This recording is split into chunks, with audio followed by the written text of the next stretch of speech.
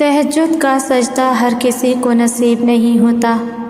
تہجد لاڈلی عبادت ہے اور اللہ کے لاڈلوں کو ہی نصیب ہوتی ہے۔ تہجد میں مانگی ہوئی دعا رد ہو جائے یہ تو سراسر ناممکن بات ہے۔ تم اللہ کو منانے کے لیے اپنی نیند قربان کرو اور وہ نہ مانے یہ تو ناممکن سی بات ہے۔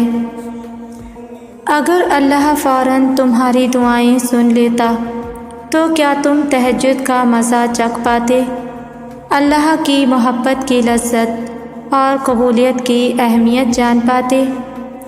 تہجد رات کی تاریکیوں میں ایک ایسا سنہرا لمحہ ہوتا ہے جب ایک بندہ اپنے خالق سے سرگوشیوں میں گفتگو کرتا ہے، جب عرش اور فرش میں کوئی فاصلہ باقی نہیں رہتا اور نہ ہی آنسوؤں پر کوئی اختیار رہتا ہے۔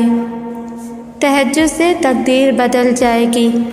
راتوں کو اٹھ کر اللہ سے مانگو تو صحیح، اللہ دل کی باتیں سن لیتا ہے، پھر چاہے زبان سے کوئی حرف ادا ہو یا نہ ہو۔ کبھی سوچا ہے اگر اللہ کو آپ کی دعا قبول نہ کرنی ہوتی تو وہ بلا وجہ آپ کے دل کو ایک ہی دعا پر کیوں روک دیتا؟ اگر قبول نہ ہونی ہوتی تو اللہ آپ کا دل بدل بھی تو سکتا تھا۔ اگر تمہارا دل بار بار تم سے اس بات پر لڑتا ہے کہ ابھی ہار نہیں ماننی، ابھی تو اور بھی شدت سے اللہ پر یقین رکھنا ہے، ابھی آسمانوں سے دعاؤں کی قبولیت اترتی دیکھنی ہے، ابھی تو کن فیکون کی خوشبو محسوس کرنی ہے، تو جان لو کہ اللہ کی طرف سے ہمت آ گئی اور بہت جلد معجزہ بھی ہونے والا ہے۔ جو دعا تم تہجد میں مانگ رہے ہو نا، حقیقت میں تو وہ دعا کب کی قبول ہو چکی ہے۔ وہ دیر فقط اس لیے کر رہا ہے تاکہ تمہارا اس کے ساتھ دعا کا رشتہ برقرار رہ سکے۔ سینکڑوں مثالیں موجود ہیں کہ لوگوں نے دعاؤں سے اپنے پسندیدہ شخص اپنے مقدر میں شامل کیے۔ تم بھی اللہ سے نا امید مت ہو۔ ان لوگوں کی کہانی اللہ نے مکمل کی تو وہ تمہاری کہانی بھی ادھوری نہیں چھوڑے گا۔ اللہ سجدہ تہجد ان لوگوں کے نصیب میں لکھتا ہے جن کی دعاؤں کو نصیب میں لکھا بدلنا ہوتا ہے۔ جو کہانی تہجد تک پہنچ جاتی ہے پھر وہ کبھی ادھوری نہیں رہتی۔ چاہت سے نصیب تک کا جو فاصلہ ہے وہ بس ایک دعا ہے۔ تہجد میں بہنے والا ہر آنسو اللہ سے کن کہنے کی سفارش کرتا ہے۔ جب وہ رات کے آخری پہر تمہیں ملاقات کے لیے بلاتا ہے تب وہ تمہیں اپنے در سے خالی ہاتھ واپس کبھی نہیں جانے دیتا۔ تہجد کے سجدوں میں بہایا گیا ایک آنسو ساری زندگی بدل دیتا ہے اور سچے دل سے مانگی گئی بس ایک دعا نصیب پلٹ دیتی ہے۔ اس لیے تہجد پڑھا کریں۔ دعائیں جب قبولیت کے لیے اللہ کے روبرو ترتیب سے کھڑی ہوتی ہیں تو تہجد کی دعائیں سب سے پہلی صف میں ہوتی ہیں۔ وہ صف جسے اللہ نے سب سے پہلے اپنے کن سے نوازنا ہوتا ہے۔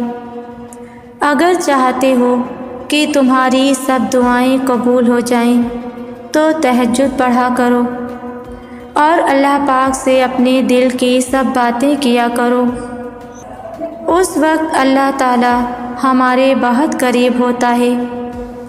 وہ اپنے بندوں کو آزمائش کی اندھیری سے گزار کر چاہتوں کی روشنی سے نوازتا ہے۔ وہ اپنے بندوں کو ہمیشہ تڑپتا ہوا نہیں چھوڑتا، بس اسے صبر کرنا سکھاتا ہے، کیونکہ ہر چیز کا ایک مناسب وقت ہوتا ہے۔ کوئی بھی چیز وقت سے پہلے ہمارے لیے کیسے بہتر ہو سکتی ہے؟ تو اگر سب کچھ اللہ پر چھوڑ دیا ہے تو اس کے فیصلوں پر بھروسہ رکھو، وہ تمہاری ہر حاجت کو پوری کرنے پر قادر ہے۔ جب دعا کے لیے ہاتھ اٹھاؤ تو یہ یاد رکھو کہ تم جس سے دعا مانگ رہے ہو وہ مالک کن ہے۔ جب دعا کر رہے ہو تو یہ دھیان میں رکھنا کہ وہ المجیب ہے، یعنی دعا قبول کرنے والا، اور جب دعا مانگ لو تو یہ یقین رکھنا کہ دعا قبول ہونے والی ہے، کیونکہ وہ القادر ہے، یعنی ہر چیز پر قدرت رکھنے والا۔ دعا صرف عبادت کا حصہ نہیں بلکہ کل عبادت دعا ہی ہے۔ دیکھو نہ کس طرح اللہ تمہارے دل میں خیال پیدا کرتا ہے اور پھر چاہتا ہے کہ تم اس سے اپنی خواہش کا ذکر کرو۔ پھر تم جب عاجزی سے اپنے رب کی رحمت کو پکارتے ہو تو وہ الرحمن تمہاری دعاؤں پر کن فرما ہی دیتا ہے۔ جب تم دعا مانگا کرو تو ناممکنات سے پرے ہر سوچ سے بڑھ کر دل میں اس بات کو بیٹھا لو کہ وہ جو دینے والا ہے اس کے یہاں ذات پات کے فرق، شہرت یا نام کے سہارے نہیں، بلکہ مخلصی اور حب الہی سے بھرے دل ہی مراد پاتے ہیں۔ تو وہ جو ساتوں آسمانوں کا رب ہے وہی میری بھی فریاد سنے گا، اور وہ ضرور سنے گا کیونکہ وہی سب کی سنتا ہے۔ تہجد سے تمہارا تعارف اللہ یوں ہی تو نہیں کروا رہا، یقیناً تمہارے نصیب میں ہزاروں معجزے ڈال دیے ہوں گے۔ تہجد عشق ہے، سجدے میں جاتے ہی آپ کی روتی ہوئی نیند اور غم سے بھری آنکھیں اللہ سے باتیں کرتی ہیں۔ آپ دل کھول کے روتے ہو، اللہ کو ایک ایک بات بتاتے ہو، یوں محسوس ہوتا ہے اللہ سامنے بیٹھا ہو اور کہہ رہا ہو میں ہوں نا، مت ہو پریشان۔ اور سجدے سے اٹھتے ہی آپ کو اپنا آپ اتنا ہلکا محسوس ہوتا ہے۔ یہ سب آزمائش بس بہانے ہیں اللہ کی طرف سے کہ میرا بندہ مجھ سے باتیں کرتا رہے، میں اس کی آواز سنتا رہوں، میں اسے تہجد میں جب سب سو رہے ہوں تب سکون سے اس کی آواز، اس کی فریاد سن سکوں۔ اور بتاؤ ذرا، سب کو سلا کے تمہیں تہجد کی توفیق دینا کسی معجزے سے کم ہے؟ تہجد کی نیت کر کے سویا کرو، کیونکہ اللہ رب العزت نیت پر بھی اجر عطا فرماتا ہے۔ مسکرا کر دن بھر لوگوں سے اپنا غم چھپاتے ہو اور پھر وقت تہجد خدا کو رو رو کر سارے دکھ سناتے ہو۔ اگر خیال اب تک دل سے نہیں نکل رہا ہے تو سمجھ جانا اللہ نے دعا قبول کرنے کی ٹھانی ہوئی ہے، اور تہجد تک وہ لے آیا ہے تو تمہاری ادھوری کہانی بھی مکمل ہونے والی ہے۔ تہجد پڑھنے والوں کے چہرے دوسروں سے زیادہ خوبصورت ہوتے ہیں، کیونکہ وہ اللہ کے لیے تنہائی اختیار کرتے ہیں اور اللہ انہیں نور کا لباس پہناتا ہے۔ رات عشاء کی نماز کے بعد سے لے کر فجر کی اذان سے پہلے پہلے کسی بھی وقت نفل نماز یعنی تہجد کی نماز پڑھتے ہیں۔ رسول اللہ صلی اللہ علیہ وسلم نے فرمایا، اللہ تعالیٰ رات کے پچھلے پہر یعنی 1/3 حصے کو آسمان دنیا میں تشریف لاتا ہے اور فرماتا ہے میں بادشاہ ہوں، جو مجھے پکارے گا میں اس کی دعا قبول کروں گا، جو مجھ سے بخشش طلب کرے گا میں اسے بخش دوں گا۔